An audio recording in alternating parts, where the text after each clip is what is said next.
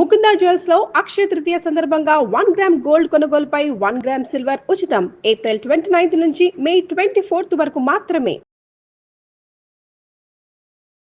వాగర్థ విభుసంపృక్తౌ వాగర్థ ప్రతిపత్తయే జగతః పితరౌ వందే పార్వతీ పరమేశ్వరౌ. ఆదిత్యాయ చ సోమాయ మంగళాయ బుధాయ చ గురు శుక్ర శనిభ్యశ్చ రాహవే కేతవే నమః. శృంగేరి జగద్గురు పీఠాధిపతులకి, కంచి పీఠాధిపతులకి నమస్కారములు తెలియజేసుకుంటూ కార్యక్రమాన్ని ప్రారంభిద్దాం.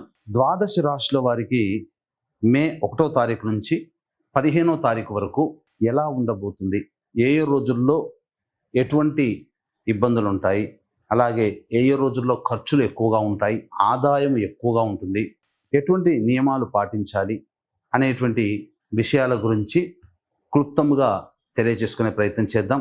ఇక విషయంలోకి వెళ్ళినట్లయితే 1వ తారీఖు నుంచి 15వ తారీఖు వరకు మేషంలో రవి, 7వ తారీఖు నుంచి బుధుడు ప్రవేశిస్తాడు, వృషభంలో గురువు, ఇక కర్కాటకంలో కుజుడు, కన్యలో కేతువు, మరియు వ్యయంలో అనగా మీనరాశిలో శుక్రుడు, శని, రాహువు, బుధుడు.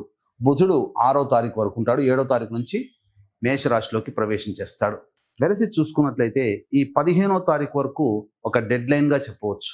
ఎందుకంటే 14వ తారీఖు నుంచి గురువు వృషభం నుంచి మిథునంలోకి ప్రవేశించేయడం, అలాగే 16వ తారీఖు కొన్ని పంచాంగాల్లో, 18వ తారీఖు కొన్ని పంచాంగాల్లో రాహువు కుంభరాశిలోకి, కేతువు సింహరాశిలోకి ప్రవేశం చేస్తున్నాడు. కాబట్టి భవిష్యత్తులో గుర్తుపెట్టుకోండి, 12 రాశుల్లో సంబంధించినటువంటి వాళ్ళు భవిష్యత్తులో జరగబోయేటువంటి మార్పులకి ఈ మే 1వ తారీఖు నుంచి శ్రీకారం చుట్టబోతున్నాయి గ్రహాలు స్థితిగతుల ప్రభావం వలన. కాబట్టి ఈ మే సంవత్సరం అనగా ఈ సంవత్సరం 2025 సంవత్సరం మే నుంచి చాలా మటుకు అందరి జీవితాల్లో మార్పులు చేర్పులు చోటు చేసుకుంటాయి. మే 1వ తారీఖు నుంచి 15వ తారీఖు వరకు సింహరాశిలో జన్మించినటువంటి వారికి ఏ విధంగా ఉండబోతుందో తెలుసుకుందాం. గమనించుకున్నట్లయితే సింహరాశి వారికి 29 మార్చి నుంచి అష్టమ శని ప్రభావమైంది. అష్టమంలో ఉన్నటువంటి ఈ చాతుగ్రహ కూటమి 6వ తారీఖు వరకు ఉండబోతుంది. కాబట్టి సమస్యలు అనేటువంటివి తప్పవు. ఈ సింహరాశిలో జన్మించినటువంటి వారికి ముఖ్యంగా ఆరోగ్యం పట్ల శ్రద్ధ వహించాలి. అన్నిటికంటే విధానంగా చూసుకున్నట్లయితే ఉద్యోగస్తులకి ఉద్యోగ భద్రత అనేటువంటిది లేకుండా పోతుంది. అంటే ఇన్సెక్యూరిటీ, రేపొద్దున ఏమవుతుందో ప్రతిరోజు దినదిన గండం నూరేళ్ల ఆయుష్ అన్నట్టుగా ఉంటుంది. కాబట్టి ముఖ్యంగా ఈ సింహరాశిలో జన్మించినటువంటి వారు ఉద్యోగానికి సంబంధించినటువంటి విషయాల్లో చాలా అప్రమత్తతతో ఉండాలి. ఇది నెంబర్ 1 పాయింట్.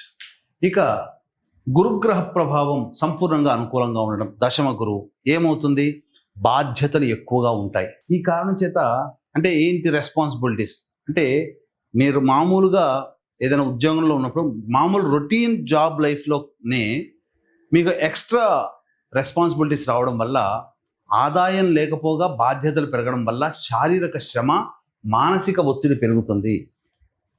ఈ కారణం చేత మీరు సమర్థవంతంగా నిర్వహించాలి. వృత్తిలో అయినా అలాగే ఉంటుంది, వ్యాపారంలోనైనా కానీ రాబడి తక్కువగా ఉండడం, మీ యొక్క ప్రయత్నాలే ఎక్కువగా ఉండడం, ఈ కారణం చేత అంత సంతోషకరంగా లేని పరిస్థితిలో ఉంటారు. ఇక వ్యయకుజుడు, ద్వితీయ కేతు ఒక రకంగా చెప్పాలంటే ఒక శాండ్విచ్ లాగా అన్నమాట. ఏమవుతుంది, ప్రతిదీ కూడా పాపకర్తలలో పడింది ఈ సింహరాశి. ఏమవుతుంది, ముందు నొయ్యి వెనక గొయ్యి, 2 అడుగులు ముందు వేస్తే 4 అడుగులు వెనక్కి లాగడం. ఇలా జీవితంలో ఈ 15వ తారీఖు వరకు కూడా మీరు చేసేటువంటి ప్రతి ప్రయత్నంలో అలాంటి పరిస్థితులు ఉంటాయి. అయితే వ్యాపార రంగంలో ఉన్నటువంటి వాళ్ళకి ఏంటి అని అంటే, ముఖ్యంగా ఫుడ్కు సంబంధించినటువంటి వ్యాపారస్తులు, ఎఫ్ఎంసీజీ, అలాగే general stores, supermarket, hotels, restaurants, curry points, roadside vendors, fruits అమ్ముకునేటువంటి వాళ్ళు, అలాగే ఈ సంబంధించినటువంటి పూజా స్టోర్సు, తీర్థయాత్రలు, కాలేజీలు, జ్యువెలరీ రంగంలో ఉన్నటువంటి వాళ్ళు, వీళ్ళకందరికీ యోగదాయకంగా ఉంటుంది. ఇక తక్కినటువంటి అన్ని వ్యాపారస్తులకి, అన్ని వృత్తుల్లో ఉన్నటువంటి వాళ్ళకి, చెప్పినటువంటి బిజినెస్లో కాకుండా మిగతా బిజినెస్లో పనిచేసేటువంటి ఉద్యోగస్తులకి కూడా ఇబ్బందికర పరిస్థితులు అనేటువంటి ఉంటాయి. కాబట్టి మీరు ఉద్యోగ మార్పు చేసుకోవాలనో, ఇంకేదైనా మార్పుని కోరుకోవాలి అనుకున్నప్పుడు చాలా జాగ్రత్తగా అడుగులు వేయండి. మార్పుకి అనుకూలమైన సమయము కాదు, గుర్తుపెట్టుకోండి. కాబట్టి ఉన్న దాంట్లోనే సర్దుకుపోయే మనస్తత్వాన్ని సింహరాశి వారు కనుక అలవాటు చేసుకుంటే చాలా మటుకు యోగదాయకంగా ఉంటుంది. ముఖ్యంగా ఇంట్లో కంటే బయట ఎక్కువగా గడపాల్సినటువంటి పరిస్థితి. కొంతమందికి గృహ మార్పు కూడా సూచిస్తుంది, వాహన మార్పు కూడా సూచిస్తుంది. ఈ విధంగా ప్రశాంతత లేని జీవితాన్ని ఈ యొక్క సింహరాశిలో జన్మించినటువంటి వారు పడతారు. అయితే గ్రహాలు ఎప్పుడూ ఒకే రకంగా ఉండవు కదా, భవిష్యత్తు కూడా ఆనందదాయకంగా ఉండేటువంటి పరిస్థితులు గోచరమవుతున్నాయి. కాబట్టి భవిష్యత్తు ఆశాజనకంగా ఉందని ఆలోచన చేసుకుంటూ దేవతా అనుగ్రహాన్ని పొందుతూ మీరు గనక ముందడుగు వేస్తే, ఆత్మవిశ్వాసంతో ముందడుగు వేస్తే అన్ని విషయాల్లో విజయాన్ని మీరే సొంతం చేసుకుంటారు. కాస్త కష్టం ఉన్నప్పటికీ కూడా, బాధలు ఉన్నప్పటికీ కూడా, ఇబ్బందులు ఉన్నప్పటికీ కూడా తుదకు విజయాన్ని మీరే పొందుతారని చెప్పవచ్చు. ఇక గమనించుకున్నట్లయితే వివాహం కావాల్సినటువంటి అబ్బాయిలకి అమ్మాయిలకి ప్రధానంగా కాస్త గడ్డు కాలంగా చెప్పవచ్చు. ఎందుకంటే బాగా ప్రయత్నాలు చేస్తేనే అనుకూలత. ముఖ్యంగా పురుషులకి స్త్రీలతో వాగ్వివాదాలు పెరుగుతాయి, ఇంట్లోనైనా ఉద్యోగంలోనైనా బయట ఎక్కడైనా కానీ. కాబట్టి స్త్రీలతో మాట్లాడేటప్పుడు జాగ్రత్తలు పాటించండి, స్త్రీ సౌఖ్యము ఉండదు. ఇక సంతానపరంగా చూసుకున్నట్లయితే సంతానానికి సంబంధించినటువంటి ఎక్స్పెక్ట్ చేసేటువంటి దంపతులు ఎవరైతే ఉంటారో వాళ్ళకి తదనంతరం అనగా గ్రహ మార్పులు 16వ తారీఖు నుంచి తర్వాత ఉండబోతున్నాయి. కాబట్టి ఆ తదనంతరం సంపూర్ణంగా అనుకూలంగా ఉండేటువంటి పరిస్థితి గోచరం అవుతుంది. మే 14 తర్వాత మంచి శుభవార్త వింటారని చెప్పవచ్చు. ఇక విద్యార్థులకి ప్రధానంగా చూసుకున్నట్లయితే విదేశీయానానికి సంబంధించే ప్రయత్నాలన్నీ కొన్ని కొలిక్కి వస్తాయి. కాకపోతే అనగా ఇక్కడ చేసేటువంటి కాంపిటీషన్ ఎగ్జామ్స్లో కొంత నష్టపోతారని చెప్పవచ్చు. కాబట్టి జాగ్రత్తగా ఎక్కువగా కష్టపడే ప్రయత్నాన్ని చేసుకుంటే చాలా మటుకు మంచి జరుగుతుంది. ఇక ప్రధానంగా పొలిటికల్లో ఉన్నటువంటి వాళ్ళకి నిరాశ అనేటువంటిది తప్పదు. ఆశించిన మేర ఉద్యోగం కానీ లేదా ఆశించిన పదవి కానీ లభించక ఇబ్బందులు పడేటువంటి అవకాశాలు గోచరమవుతున్నాయని చెప్పవచ్చు. ఇక ప్రమోషన్లు అనేటువంటివి సాధారణంగానే ఉంటాయి ఈ యొక్క సింహరాశిలో జన్మించినటువంటి వారికి. ఇక గమనించుకున్నట్లయితే వీక్షించేటువంటి ప్రేక్షకులు కూడా గమనిక, ఈ మే 12వ తారీఖు రోజున మహావైశాఖి. ఈ రోజున పితృదేవతల అనుగ్రహానికి సంబంధించి సంపూర్ణమైనటువంటి యోగ కాలంగా చెప్పబడింది. అందుకే తండ్రి వైపు 6 తరాలు, తల్లి వైపు 3 తరాల్లో కుటుంబంలో ఏవైనా దుర్మరణాలు గనక ఉంటే అది పితృదోషము అని అంటారు. ఈ ప్రభావం వలన చాలా మటుకు కుటుంబంలో సమస్యలు వస్తాయి. ఎటువంటి సమస్యలు? అన్నీ ఉన్నా ఏది అనుభవించలేనటువంటి పరిస్థితి. అలాగే పిల్లలకి వివాహాలు కాక, సంతానం కలక్క, దాంపత్యం సరిగ్గా ఉండక, అంతేకాకుండా మీరు చేస్తున్న వ్యాపారంలో అకస్మాత్తుగా నష్టాలు కొని రావడము, అలాగే ఏ పని చేసినా ఆ పనులలో ప్రయోజనం లేకపోవడము, నిజాయితీగా ఎంత కష్టపడ్డా కష్టానికి ఫలితం దక్కకపోవడము, అన్ని ప్రయత్నాలలో ప్రశాంతత లేకుండా మరియు కోర్టు కేసులతో సతమతమవుతున్న ఇవన్నీ కూడా 5 రకాల శాప ప్రభావాల వలన, స్త్రీ, గురు, పితృ, దైవ, సర్ప శాపాలు. కాబట్టి ఈ 5 రకాల శాపాల నివృత్తికి నిజాయితీగా 2013 సంవత్సరం నుంచి ఇప్పటి వరకు చేయిస్తూ వస్తున్నాం. కాబట్టి మే 12వ తారీఖు రోజున మహావైశాఖి, పితృదేవతల అనుగ్రహం సంపూర్ణంగా, పితృదేవతలకి సంపూర్ణ మోక్షాన్ని ప్రసాదించేటువంటి రోజు. ఆ రోజున పీఠమాధ్వర్యంలో ఈ 5 రకాల శాప నివృత్తి హోమాలన్నింటిని జరిపించడం జరుగుతుంది.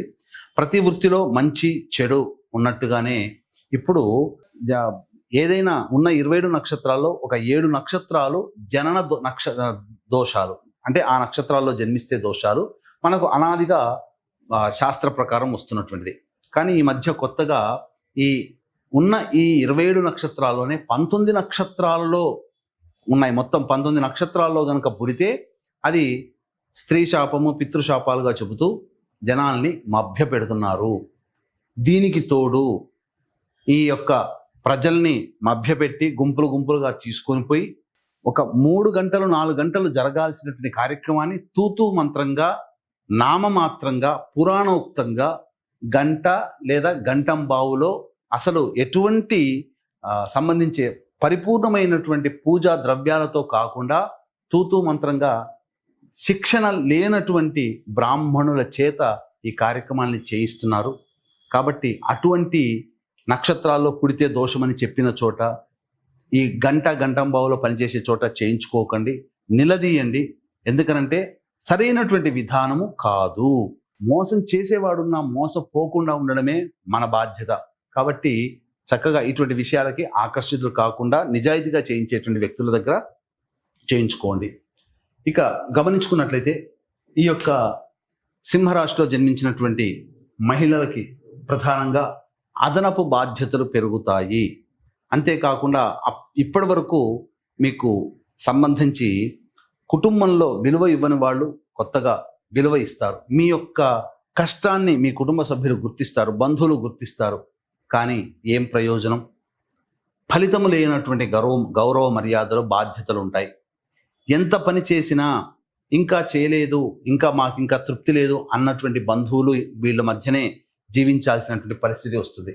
అయితే ఇక్కడ గమనించుకున్నట్లయితే శారీరక శ్రమ, మానసిక ఒత్తిడి అధికంగా ఈ సింహరాశిలో జన్మించినటువంటి మహిళలకు ఉంటుంది. కాబట్టి మొహమాటానికి పోయి ఎక్కువగా బాధ్యతలు కొని తెచ్చుకోకండి. నిర్మోహమాటంగా ఉండే ప్రయత్నం చేయండి. అన్ని విధాలుగా మీకు అనుకూలంగా ఉంటుంది. మీకు సంబంధించినటువంటి ఏదైనా కానీ ఆభరణములు కొనుగోలు చేస్తారు ఈ సింహరాశిలో జన్మించినటువంటి వారు. ఖర్చులు అధికంగా ఉండబోతున్నాయి. సంతానపరంగా ఇబ్బందులు, అలాగే వివాహపరంగా ఇబ్బందులు అనేటివి ఈ సింహరాశిలో జన్మించినటువంటి మహిళలు ఎదుర్కోబోతారని చెప్పవచ్చు. ఇక గమనించుకున్నట్లయితే 1, 2, 3 తారీఖుల్లో అద్భుతంగా ఉండబోతుంది. అన్ని రకాలైనటువంటి వృత్తి, ఉద్యోగ, వ్యాపారాల్లో ఉన్నటువంటి వాళ్ళకి సంపూర్ణమైనటువంటి యోగకాలంగా చెప్పవచ్చు. కాబట్టి ధనాదాయం చాలా చక్కగా ఉంటుంది. మీ యొక్క సమస్యల్ని, ఖర్చులని అధిగమించి మీరు ఆనందంగా గడుపుతారని చెప్పవచ్చు. ఇక 4, 5 తారీఖులో కనుక చూసుకున్నట్లయితే ఆత్మవిశ్వాసం లోపిస్తుంది. మానసికమైన ప్రశాంతత, ఉద్విగ్న భరితమైనటువంటి వాతావరణంలో ఈ 4, 5 తారీఖుల్లో ఉంటారు. ఏది ఏమైనప్పటికీ కూడా ఖర్చులు కూడా అధికంగా ఉండబోతున్నాయి. వృధా ప్రయాస, అలాగే దూర ప్రాంత ప్రయాణాలు కూడా గోచరమవుతున్నాయని చెప్పవచ్చు. తద్వారా శారీరకంగా కొంత ఒత్తిడికి లోనవుతారు. కాబట్టి జాగ్రత్తలు పాటించండి. 6, 7 తారీఖుల్లో ముఖ్యంగా పెండింగ్లో ఉన్నటువంటి పనులను పూర్తి చేసుకుంటారు. మరీ ముఖ్యంగా పాత మిత్రులతో ఆనందంగా విందులు వినోదాల్లో ఉంటారని చెప్పవచ్చు. ఇక 8, 9, 10 తారీఖులో మానసికమైనటువంటి ప్రశాంతత లోపిస్తుంది. కుటుంబ సభ్యులతో వాగ్వివాదాలు చోటు చేసుకుంటాయి. ధన నష్టం కూడా జరుగుతుంది. కాబట్టి జాగ్రత్తలు పాటించండి. 11, 12 తేదీల్లో కనుక చూసుకున్నట్లయితే పాత పరిచయాలు పెరగడము, నూతన వ్యక్తులు పరిచయ ప్రభావం అవ్వడము, మీ యొక్క సమస్యలకి కుటుంబ సభ్యులు మరియు స్నేహితుల యొక్క సహాయ సహకారాలతో పరిష్కరించుకోవడం, ఇవన్నీ జరిగిపోతాయి. ధనాదాయం చాలా చక్కగా ఉంటుంది. రాని బాకీలు వసూలవుతాయి. మీ సమస్యలు, ఖర్చులు కూడా మీకు లభించే ఆదాయం ద్వారా మీరు పూర్తి చేసుకుంటారని చెప్పవచ్చు. ఇక 13, 14, 15 ఈ తేదీలో కనుక చూసుకున్నట్లయితే వాహనాన్ని నడిపేటప్పుడు జాగ్రత్తలు పాటించాలి. తల్లిగారి ఆరోగ్యం పట్ల శ్రద్ధ వహించాలి. గృహోపకరణాలు మరియు వాహన మరమ్మతులకి ఎక్కువగా ఖర్చులు చేయాల్సినటువంటి పరిస్థితి ఏర్పడుతుంది. ఏది ఏమైనప్పటికీ కూడాను జాతకరీత్యా 4, 5, 3, 13, 14, 15 ఈ తేదీలో కనుక చక్కగా ఉన్నట్లయితే, అనగా ఖర్చుల్ని అదుపులో పెట్టుకోగలిగితే మిగతా రోజులన్నీ కూడాను ఆనందదాయకంగా ఉంటాయని చెప్పవచ్చు. ఈ యొక్క సింహరాశిలో జన్మించినటువంటి వాళ్ళు మీకు కలిగేటువంటి సమస్యల పరిష్కారం కోసం దక్షిణామూర్తి స్తోత్ర పారాయణము, అలాగే విష్ణు సహస్రనామ పారాయణం కనుక చేసుకుంటే చాలా సమస్యల నుంచి బయటపడతారని చెప్పవచ్చు. సర్వం శ్రీ ఉమామహేశ్వర పరబ్రహ్మార్పణమస్తు.